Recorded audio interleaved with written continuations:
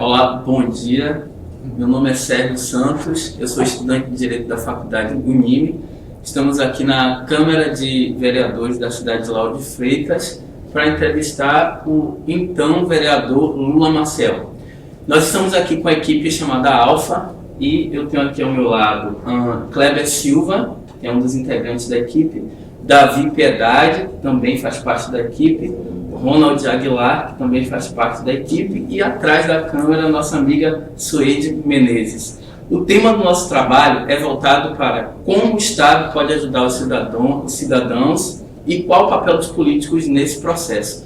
Aqui conosco, o Lula Maciel, ele vai nos dar o parecer de como o Estado pode realmente, de fato, ajudar a vida dos cidadãos e de que maneira esse processo ocorre. Bom dia, Lula Maciel. Vou passar a palavra para o meu amigo Kleber. Bom dia. E vai iniciar as perguntas. Ao seu ver, como uma má gerência do Estado afetaria a vida do cidadão? A gente tem que definir primeiro qual é o papel do Estado. O Estado, o seu papel fundamental é o gerenciamento da sociedade. O Estado tem o papel de nortear a sociedade. E se esse norte que o Estado efetivamente deve dar à sociedade for equivocado, não for correto, fatalmente toda a sociedade será prejudicada em todos os aspectos. E dentro desse contexto, lógico, a figura do político é importantíssima, é vital, né? E como se vê a figura do político dentro desse contexto do Estado? O Estado, que a gente queira ou não, que a gente goste ou não, ele acaba sendo dirigido pela política, por consequência pelos políticos. Aí não tem jeito, não dá para fugir disso. Você tem o poder executivo, você tem o poder legislativo e você tem o poder judiciário. O poder legislativo e o poder executivo, os seus dirigentes, eles são diretamente eleitos pela sociedade. E boa parte dos representantes do Poder Judiciário tem uma forma também de indicação ou participação tanto do Poder Executivo quanto do Poder Legislativo nas suas próprias indicações. Por exemplo, você tem a indicação de um ministro do STF. Ele acaba sendo indicado pelo presidente e precisa também ter a aprovação do parlamento. Então você tem, na verdade, toda uma conjuntura política que faz com que essas engrenagens do Estado sejam montadas, não tem jeito. Acaba sendo a política a definidora do horizonte do Estado de modo geral. Próximo. Bom dia, Lula Maciel. Muitos vereadores, quando saem candidatos, acabam fazendo promessas meio que equivocadas. Como você falou que o Estado é composto pelo Poder Legislativo, Executivo e Judiciário. Como o senhor faz parte do Poder Legislativo aqui, do município do lado de Lauro de Freitas, como o senhor pode influenciar, melhorar ou piorar a vida dos cidadãos do município de Lauro de Freitas? Vamos ao papel. Uma coisa é o Estado, dentro desse conceito macro que a gente colocou. Outra coisa são os papéis de cada indivíduo dentro dessa organização do próprio Estado, a organização mais diretiva, mais administrativa. Ao Poder Legislativo é-lhe dado algumas atribuições, né? Uma atribuição primária, que é de receber as demandas da sociedade para que a gente possa transformar essas demandas em proposições, né? em propostas, em projetos, em leis. A gente precisa compreender a demanda social, o que é que a sociedade quer, o que é que a sociedade entende dessa ou daquela matéria e de que forma a gente transforma esses seus anseios em instrumentos legais, formais e organização dentro do próprio Estado e que tenham ali as suas demandas atendidas. Então é isso que a gente faz. Concomitante a isso, acompanhar diretamente a aplicação dos recursos públicos, das ações do Poder Executivo, para que de fato as coisas sejam cumpridas a contento minimamente, digamos assim. É isso que a gente tem conseguido fazer. Além, obviamente, pela compreensão que a gente tem de demanda social, no meu caso especial, por ter vindo dos movimentos sociais, a gente aí já acaba também tendo a condição de fazer, de elaborar alguma proposta que venha atender esses segmentos sociais. Eu coloco como exemplo, nós temos aqui, eu sou do movimento pela qualidade da educação, então a gente propôs a criação do Sistema Municipal de Educação que não existia. Aí dentro do sistema eu tenho conferência, eu tenho a eleição direta de diretores, eu tenho o próprio Conselho de Educação que não existia. Nós propusemos a criação do Fundo de Cultura, nós temos um Fundo de Cultura, nós temos um Conselho de Cultura, nós propusemos aqui a criação dos CAPS, e a gente trabalhou muito empenho nisso, que é para atender as pessoas portadoras de distúrbios mentais, pessoas que têm efetivamente esse tipo de limitação. Então tem um conjunto de demandas da sociedade que a gente consegue transformar em proposta. Algumas coisas são leis, por exemplo, tem uma lei no município, tem algumas, mas tem duas para mim que tem destaque. A lei que obriga as clínicas conveniadas ao SUS terem um atendimento igualitário, que antigamente era separado o paciente do SUS e o paciente particular, o que pagava ali de convênio, o que pagava ali em cash. Hoje o atendimento é um só, a fila é uma só. Então isso é demanda da sociedade à luz do respeito aos direitos humanos. Você chega hoje na Lauro de Freitas, por exemplo, as agências bancárias são obrigadas, não tem fila, são obrigadas a ter assento, as pessoas têm que sentar. É lei do vereador Lula. As pessoas têm que sentar, as pessoas têm que ter direito à água, tem que ter bebedouro, tem que ter sanitário nas agências. As agências são obrigadas a disponibilizar um guarda-volume. Então você tem que passar por aquela porta rotatória ali de segurança, e se você não quiser ter que abrir a sua bolsa, deixar seus pertences ali para que as pessoas vejam, você pode colocar no guarda-volume e na volta você pega. Então são um conjunto de elementos que a gente pode colocar como exemplo. Agora eu prefiro que você visite o site da gente, que é lulamacel.com.br, para ter maiores informações das nossas ações. Só pegando uma deixa aqui que ele falou lá, o senhor falou em transformações em movimentos sociais, então eu posso dizer que o Estado tem a função de mão dupla, escuta a sociedade e a partir daí traz ações que podem beneficiá-los. O Estado ele não pode ser estático, como a sociedade não é estática. A sociedade ela muda o tempo todo. E cabe ao Estado compreender essa mudança, acompanhar essa mudança e atender às novas demandas que vão surgindo na sociedade. Então você tem, por exemplo, nos últimos 12 anos, uma série de transformações que aconteceram. Então a carência que você tinha, ou que a sociedade tinha há 10 anos atrás, não é a mesma carência que você tem hoje. As carências são outras. E o Estado precisa estar acompanhando isso para que possa cada vez mais atender às carências dessa sociedade, que é objeto do próprio Estado. O Estado só existe porque existe a sociedade. E a gente precisa estar acompanhando para poder dar as respostas a essa sociedade que precisa desse Estado como norteador. Bom dia. Quais as metas políticas e sociais do governo Lula Maciel com o povo de Lauro de Freitas? Eu não vou dizer bem do governo, né, porque são termos diferenciados. No governo, geralmente, a gente trabalha mais quando a gente fala do chefe do Poder Executivo. Se você perguntar sobre quanto mandato do vereador Lula Maciel, é fazer aquilo que a gente já vem fazendo. Eu estou no 3º mandato e a gente tem absorvido muitas demandas da sociedade. Agora, tem uma, por exemplo, que para mim é extremamente desafiador, que é a construção do nosso plano de mobilidade urbana. Nós somos uma cidade cujo planejamento praticamente não existiu durante muito tempo. O nosso plano diretor passou a existir a partir de 2007, inclusive tive uma participação muito grande na elaboração do mesmo. E hoje nós temos um grande desafio, que é construir o nosso plano municipal de mobilidade para garantir tanto as pessoas que dirigem, que possuem seus carros, quanto as pessoas que precisam transitar na cidade, sobretudo nessa ligação desses dois lados da estrada pública, que é o lado direito, que é o lado esquerdo. Nosso maior embrólio é isso aí, e nós vamos estar trabalhando com afinco, sobretudo nesse ano de 2014, para esse 2015 já tem mais ou menos um plano delineado que a gente possa aplicar e trazer mais esse instrumento para a nossa cidade. Próxima pergunta. Com essa crise no cenário nacional, o senhor pode afirmar que há recursos do governo federal para combater e reduzir a criminalidade?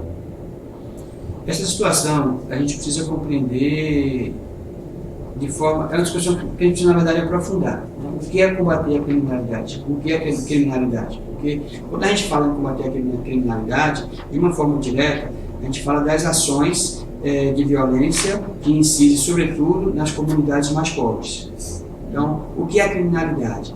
Né? São aquelas pessoas que estão envolvidas no tráfico e que nas esquinas são executadas diariamente pela polícia? É isso que a gente está falando? Ou a gente está falando do desvio de verbas públicas, da falta de aplicação social da educação? Então, tem que conceituar que criminalidade a gente está falando, que é para a gente poder aprofundar o debate e começar a trabalhar as soluções. Porque quando a gente vê essa criminalidade provocada pela mídia, está se falando do tráfico. Geralmente é isso, o tráfico e a violência que é gerada por conta disso. Mas isso aí é um elemento. Então, qual é a gênese?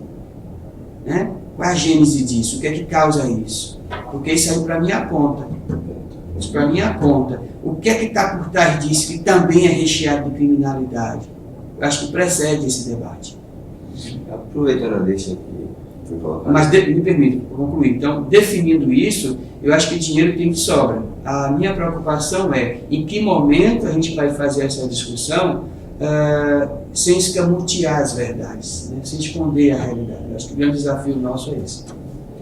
Representado pelo seu administrador, o governador, lida com as questões de violência contra as mulheres. Aí a gente vai fazer uma avaliação histórica.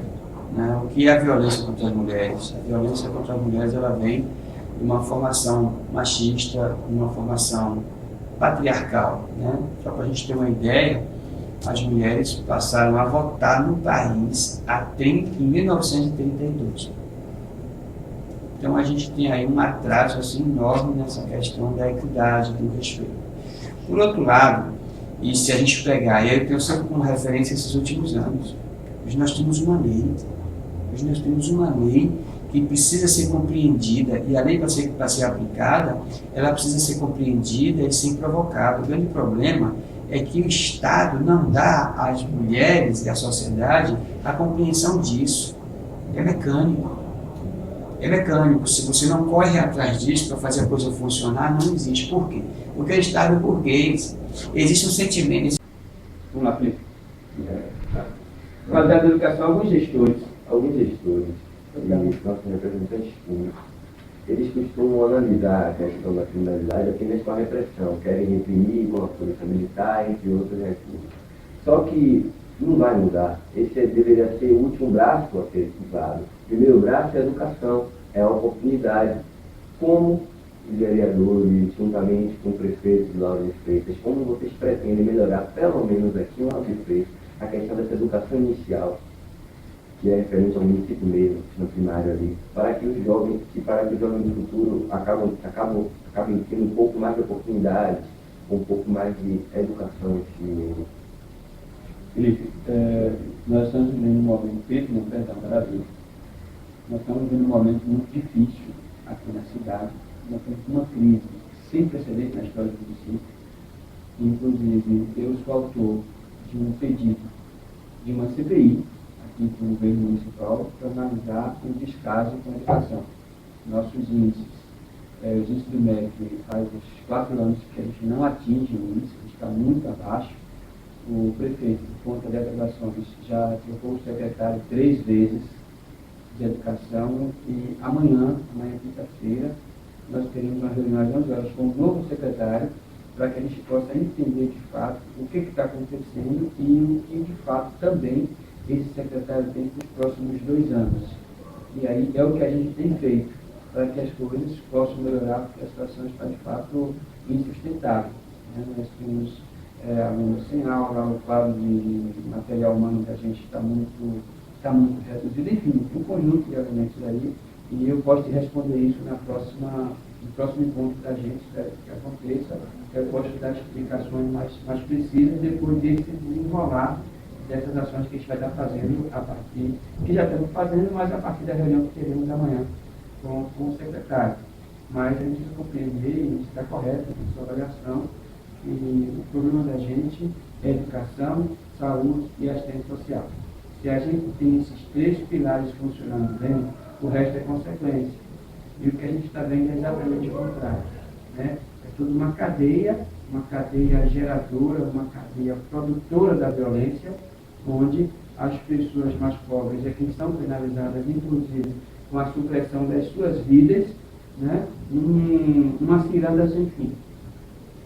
Todos os dias morrem pessoas e isso a gente sabe que não vai resolver o problema da violência de momento nenhum, não se resolve violência com violência. É o princípio da minha vida pública e da minha avaliação da segurança do nosso país. Vereador, eu tenho mais duas perguntas. Não tem a ver com a educação também. Eu queria perguntar ao senhor como a Câmara dos Deputados lida com o processo de votação de pautas tão importantes como educação, saúde e segurança pública. O que é colocado como prioridade dessas pautas? Educação, saúde e segurança pública. Se vota. Infelizmente, você tem regimentos. Cada casa, a Câmara Municipal, ela tem um regimento, aquele regimento esse é que eu sou submetido. A Assembleia Legislativa, onde ficam os deputados estaduais, também tem os seus regimentos, e a Câmara Federal. Infelizmente, não dá para a gente falar das casas dos outros, eu tenho limitações. Agora, do ponto de vista comportamental, infelizmente, isso está muito à mercê das pessoas que dirigem as casas. Então, a gente está no regime presidencialista e as casas também são submetidas a isso. Então, acaba o presidente da Câmara dos Vereadores, o presidente da Assembleia Legislativa e o presidente da Câmara Federal tendo um poder absoluto para definir a pauta. Em alguns casos, inclusive, deixando de cumprir regimentos. Infelizmente, isso tem sido quase que uma regra. Então, você tem, por exemplo, hoje, vamos pegar a Constituição Federal, de 1988. Você tem lá uma série de dispositivos que deveriam ter sido regulamentados. Esses dispositivos não foram regulamentados até hoje. E a lei não é auto-aplicativa. Se não for regulamentado, não aplica. E aí você tem os governos fazendo, na verdade, a mercê, e não é apenas a Câmara, porque são os governos também, porque muitos projetos são iniciativa do próprio governo, do interesse do próprio governo. O que você tem, na verdade, é uma confusão, mas uma orientação ideológica para que, de fato, aqueles dispositivos que seriam mais interessantes para a sociedade, mais interessantes para o povo brasileiro, ele é segurado. E aquilo que não é interessante, como a gente está vendo agora, essa questão da liberação, das terceirizações que está acontecendo ali, que na minha visão é absurda, e aí você acaba, na verdade, tendo o capital, os interesses do capital, definindo o que é prioridade e o que não é prioridade, como faz, inclusive, durante o processo eleitoral. Então, tudo que está lá, na verdade, é fruto da disputa econômica, do capital que define quem ganha a eleição. Então, as pessoas ganham e as pessoas, não existe financiamento de campanha, existe investimento de campanha, e todo mundo que investe quer o retorno. Então, quando o cara está lá, o cara é eleito, ele exerce o mandato, se ele teve esse investimento desse segmento, é natural que ele venha a atender aos interesses desse segmento em detrimento da sociedade, que é a grande maioria e que carece de mudanças mais essenciais. Então, esse é o jogo que está colocado. Você vê hoje, por exemplo, a Câmara Federal, ela se comporta dessa forma, né? Uma estadual, e as municipais da mesma forma. Isso, infelizmente, é uma triste realidade e que a sociedade, se não estiver preparada para compreender primeiro o jogo, precisa compreender o jogo, precisa compreender as regras, para a partir daí fazer os enfrentamentos. Se assim não for, a gente vai estar o tempo todo brigando por tudo e a gente não resolve nada, e essa turma lá se perpetuando, fazendo o que quer e deseja das estruturas públicas democráticas. Vereador, o senhor falou agora há pouco de abertura de CPI, troca de secretário da Educação, e agora há pouco o senhor acabou de explicar que, na verdade, os governos seguem uma pauta, né, de votação, tipo governo municipal, governo estadual, acompanham uma linha do governo federal. Então, o senhor acha que é possível seguir esse lema da presidenta Dilma, pátria educadora? O que a presidente quer dizer com isso, já que a gente está enfrentando dificuldades com fiéis, com alguns projetos do governo federal que complementam a educação e que têm sido falhos? Mas são papéis, por exemplo. Uma coisa é você trabalhar esse alinhamento ideológico das casas, de tem sido quase que uma regra. A outra coisa é você trabalhar com a prerrogativa. Então, por exemplo, a Constituição Federal, ela define, no artigo 5º lá, os direitos e garantias individuais do cidadão. Né? Tá lá. Então, por exemplo, a responsabilidade de educação é do Estado. O MEC é quem define a diretriz de educação do país. Isso tem que estar dentro do orçamento da União. Então, para você transformar a educação hoje, do ponto de vista da aplicação de recursos, desenvolvimento do projeto, nesse momento você não carece do Congresso, não precisa passar, porque isso é administrativo. Isso é prerrogativa, isso é administrativo. Agora, se você precisar mexer no orçamento, que já foi definido, inclusive, lá atrás, que os recursos oriundos da exploração do pré-sal seria 70% para a educação e 30% para a saúde. Então, isso já está definido em orçamento. O que você precisa agora é traçar diretrizes para isso. A preocupação única que eu tenho, e eu preciso saber, na verdade, qual é o fórum que vai definir isso, é sobre a matriz curricular, que aí é outra discussão. Então, qual é a matriz curricular que vai ser definida dentro desse projeto da Pátria Educadora? Porque nossa matriz curricular, ela é antiga, ela é atrasada. Como é que eu posso, por exemplo, hoje, ter escolas sem computador, ter escolas sem tecnologia? Como é que eu posso hoje ter escola sem ar-condicionado? Como é que eu posso ter escola sem estrutura mínima que garante o conforto aos alunos, aos professores, aos trabalhadores? Então, de que forma isso vai ser feito? E se passa, me parece que é pelo Conselho Nacional da Educação, acho que não passa diretamente pelo Congresso, imagino que não, mas se porventura tiver também algum elemento que o Congresso Conservador entenda que vai mexer demais também nos seus interesses, eles podem também, de repente, mexer no projeto de lei e criar alguma forma de controlar a mudança para que, de fato, essas coisas não cheguem às pessoas mais necessitadas, que para essa turma que está aí há 500 anos é uma ameaça. Nós somos uma ameaça. Né? Então, a gente precisa também compreender de que forma isso vai acontecer, até para a gente acompanhar e, em momentos oportunos também, nos posicionarmos com relação a isso. Então, tem só uma pergunta, mas antes de qualquer coisa, então você acredita que o Brasil pode sim se tornar Pátria Educadora? Acredito porque tinha muitas coisas que as pessoas não acreditavam há 12 anos atrás. E hoje é realidade. Eu estou vendo tanta gente que cresceu comigo, que não pôde fazer faculdade lá atrás, está fazendo hoje. Isso é um fato.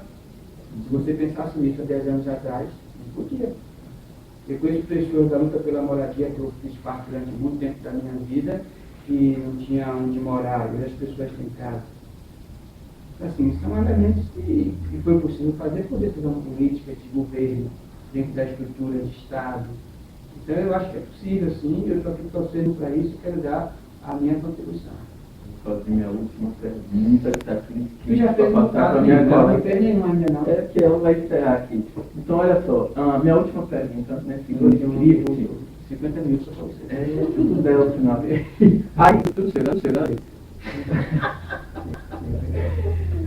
Aí, olha só, vereador. Eu concordo plenamente com tudo que o senhor disse, com o que o Davi falou, que, na verdade, a força coercitiva deveria ser a última força a ser usada pelo Estado. Mas eu tenho essa seguinte pergunta: como o Estado, representado pelo seu administrador, presidente, o governador, no caso aqui, no município, o prefeito, lida com as questões de violência contra as mulheres? Acabou? Acabou. Fazendo essa pergunta, eu vou responder a ela. Ela vai fazer essa pergunta. É melhor. É melhor. Como que a gente se comporta no combate à violência contra as mulheres? Pronto. É um pouco. O